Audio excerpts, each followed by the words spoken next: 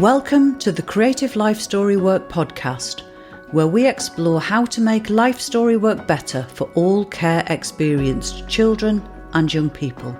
Creative life story work is an approach which can improve children and young people's lives and their relationship with others at home and at school. It's based on the Rose model of therapeutic life story work.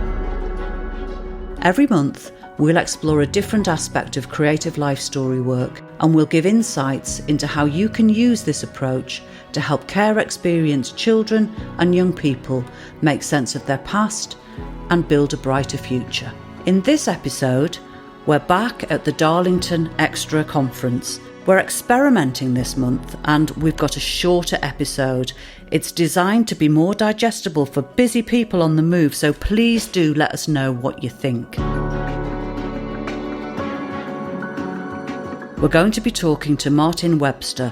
Martin is the Workforce Development Manager at Darlington Borough Council. We're exploring why creativity has been so critical to the Darlington approach for life story work.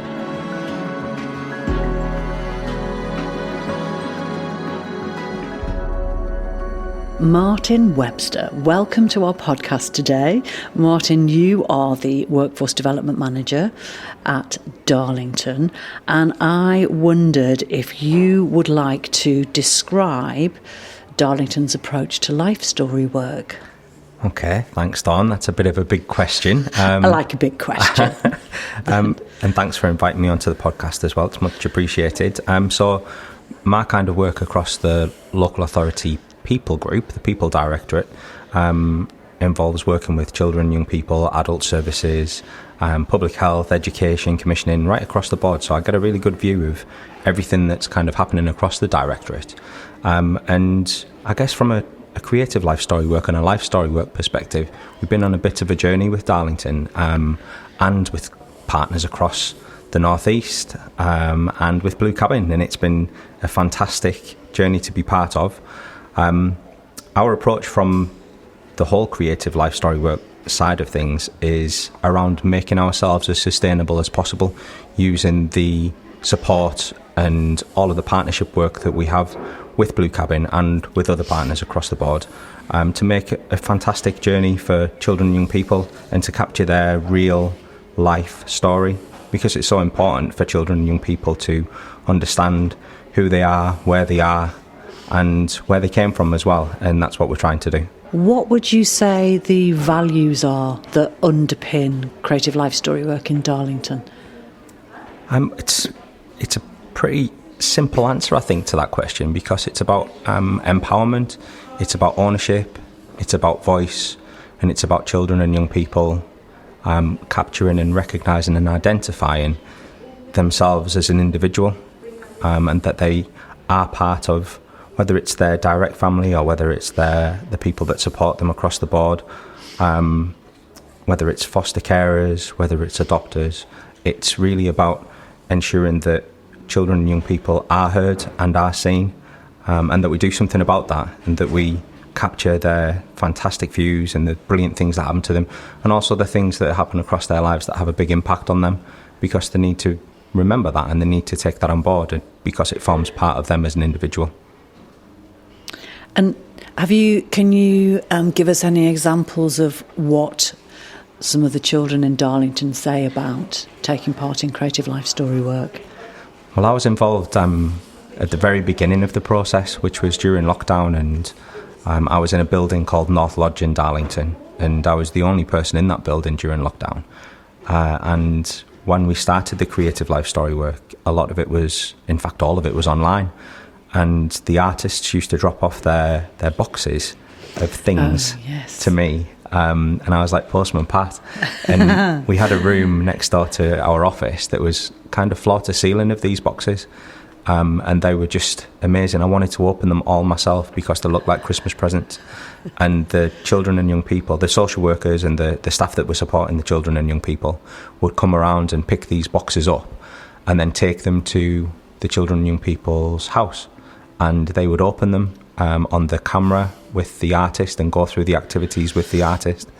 And we got letters from children and young people as part of the process. We got letters from carers, from family members, right across the board. And it was just amazing to hear and to read the content of those letters, just about the appreciation of being able to do something really different to capture their life story, something really creative, something that was quite innovative and that they'd never done before. I think life story work's gone on for years, and people often kind of create a life story booklet or whatever else it might be, or a memory box. But the innovative approaches that the creative artists took with the children and young people really made a difference to them, and it engaged them. And we're trying to kind of mirror that with our staff across the board in Darlington and help them to be as creative as they can be and put the structures in place to allow that. One of the partnerships that we both have, or the person that we have a partnership with, is Richard Rose. The model for creative life story work is based on his model. And I know that some of your social workers are taking his diploma, and I'm just wondering how this is supporting relational practice in Darlington. Well, relational practice is our practice methodology across children's services, and it focuses on the relationship that we have not only with children, young people and families, but the relationship that we have with our partner organisations, with each other. And there's a little saying that we use which is about connect before content, and how we connect with people, how we form those relationships initially before we go into the specific work that we're doing with them. Because I guess the children, young people and families that we work with often come to us at the most vulnerable time in their lives, and we have that responsibility to work with them through those vulnerable times to help them to become as independent as possible across the board, really. And we really have that emphasis on the relationship, and the work that Richard's done is just kind of, I mean, I can't praise Richard enough. He's such a fantastic guy, and his methods and his ways of working and his approach and his generosity to share things across the board with our staff and partners and foster carers and adopters and children and young people. It's just amazing to see. And Richard's here at our staff conference today delivering some training for us, and we're really, really grateful for the work that he does, because it fits so intrinsically and so securely and safely with our whole relational approach. It's about how we work with people and the impact that we can have as practitioners working with families. I wonder if you wanted also just on that, because the other part of Richard's work that he's been doing as part of our work with Blue Cabin and Darlington is his role as critical friend, which was something that we hadn't done before. And I wondered if you had any reflections on that role, which is slightly different to him coming in and delivering training in terms of the approach to the whole of the authority. Yeah, I think the role of critical friend it's really integral. And if you're not scared of the criticism, if you're happy to take on board the suggestions, the approaches, and intertwine them into the work that you're doing, then it just makes a much more informed approach to the work that we're wanting to do. We're really kind of focused on our quality assurance approach in Darlington, and Richard helped us in terms of some of the kind of key elements of what we should be looking for from a QA sort of perspective, how we can engage children and young people and their voice much more in our quality assurance work, because I suppose that the voice of children and young people is hugely important, and we need to make sure that it's rooted throughout everything that we do. But to have someone who can look at things from a slight distance and see the approaches that we have and the things that we do well, and then build on them, has been fantastic, and long may it continue. I think that the role of a critical friend helps us with our whole system and our whole processes around the quality that we bring to life story work and to creative life story work.